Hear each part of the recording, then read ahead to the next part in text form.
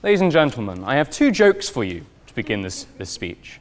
The first comes from a piece ironically titled Offence and Free Speech by Frankie Boyle, and it goes like this. The thing about that paedophile ring at Westminster is that they weren't even the worst MPs.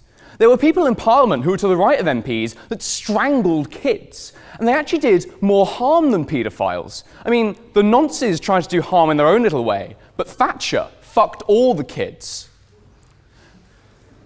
The second joke goes like this. What do you say to a woman with two black eyes? Nothing, you already told her twice. Both of these jokes are offensive in the sense that they can shock, they can appall, they can cause personal upset. On the level of rights and freedoms, only one of these jokes matters. What I'm hoping to convince you of over the next few minutes is that framing this debate in terms of offence is an error.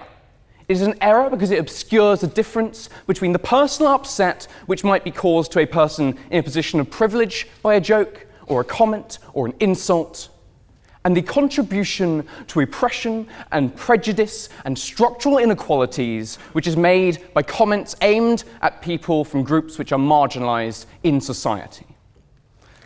Quickly like to address a few of the points that Brendan just made. First, I really enjoyed his equation of promotion of gay rights in the late 19th century with his duty to flippantly misgender dead trans teens in articles on Spiked. It's an interesting juxtaposition. But I'd also quite like to talk about this idea that he came up with, that any restriction on speech in the name of preventing harm, where that speech is not actively inciting violence, is somehow paternalistic or infantilizing or neo-colonial. Students of Britain, he says in an article in the Tab, rise up against your censorious leaders. You're being patronized beyond belief. You're being infantilized. So by the sun, play Robin Thicke on college radio, invite the EDL to speak, talk about abortion, make sexist jokes, indulge in banter, hold debates on transgenderism, and do anything else you can to kick against the pricks who think you are babies who must be kept away from sexy or shocking or silly words.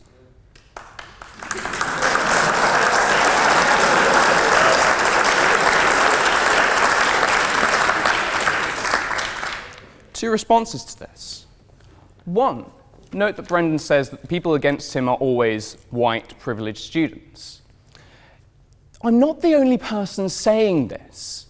Quite a lot of the people who are saying this are from non-privileged backgrounds, are women, are of colour, are trans or homosexual or other sexual orientations. It's just somewhat telling that I'm the one who gets invited to speak at the Oxford Union and they don't. It's almost as if structural prejudice actually exists. No thanks, I'm getting no platform you in the same way Brendan did to Kate. Second, why is having a thick skin such an important trait to you?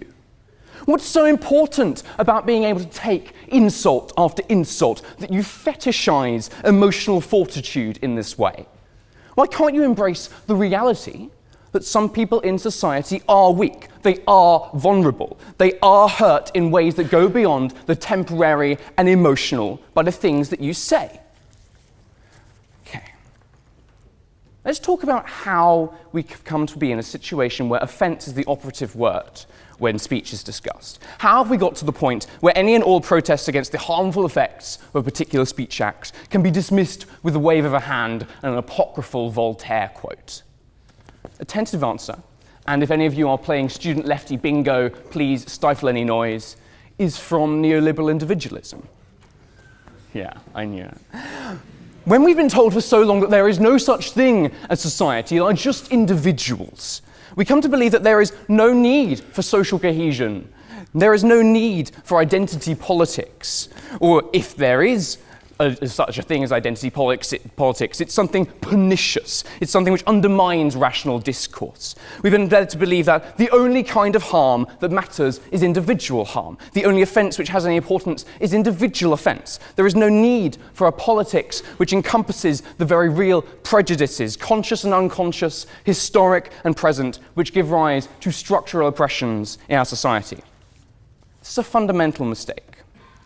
Last time I spoke to Brendan, he quoted Martin Luther King. He said that I'd like to live in a society where I'm judged by the content of where people are judged by the content of their character and not by the colour of their skin. So would I. But we don't live in that society yet, and we can only get there by acknowledging the very real problems and structural inequalities which already exist. We have to be intentionally looking in the wrong direction, as Brendan seems to be, to see the very real everyday acts, both small and large, both minor and viscerally violent, which are perpetrated against people from marginalised groups and which perpetuate that marginalisation. Only by recognising that oppression and harm happens on a structural level, is contributed to by every offensive joke, no matter if it's ironic, every throwaway remark about rape or domestic violence or mental illness, every racist cartoon, every dog whistle, xenophobic immigration panic, Daily Mail article, every Unilad fucking Facebook post. Only when we recognise that can we begin to understand why offence is the wrong way to frame this debate. What to me is personally upsetting, and I've been called an awful lot of things in recent months, particularly, and my favourite is, the smug embodiment of the cancer that's spreading across university campuses. That was a fun one. Is to others actively oppressive. Instead of focusing on offence, we should be focusing on material harm, whether that be physical or psychological, and there really isn't that much of a distinction between the two. This has all been said before in much more eloquent terms in an article on the site Feministing by Catherine Cross, who says, being made to fear for your life is not the same as feeling hurt by speech. Losing your job as a result of stereotypes or harassment contained in speech is not the same as feeling personally offended by that speech. Being shot by the police because of ideas about your skin colour transmitted through discourse is not the same as being merely offended by it. Being outed against your will is not the same as having your feelings hurt by it. It is the deeds that flow from words which concern us and which cannot be contained by the concept of offensiveness. These are the kind of material harm with which we should concern ourselves. Speaking out against these acts, which happen every single day across the world, is a radical expression of free speech. Some people will tell you, as Brendan does, the most important thing we can do is to listen to views we consider vile and toxic, as though inciting racial hatred or transphobia or misogyny is some kind of victory for Enlightenment values. I think J.S. Mill will be sick to his stomach if he were alive to see the kinds of people who appropriated his ideas today, and the ends to which they've put them. Never mind the fact that this ideal million arena in which the bad ideas are always beaten by the good just doesn't exist. Never mind the rhetorical tricks and flourishes and seductive prose that awful people use to convince ordinary people to join them in hatred. I'm finishing. Instead of celebrating the down-punching, the prejudice, the bigoted acts of speech that can be summoned up in the name of free inquiry, we should be celebrating the up-punchers, the radicals who offend those in power, the same as the ones you were talking about. The non-conformists who refuse to be cowed by bullies who wield the Enlightenment and robust public debate as sticks to beat them with. Yes, we should have freedom of speech. We should have debate. We should have argument and vigorous disagreement. But we have to recognise that not all views are created equal. You do not have some protected right to give harm to people. And the word offence does not begin to cover the damage which our words can cause. Thank you.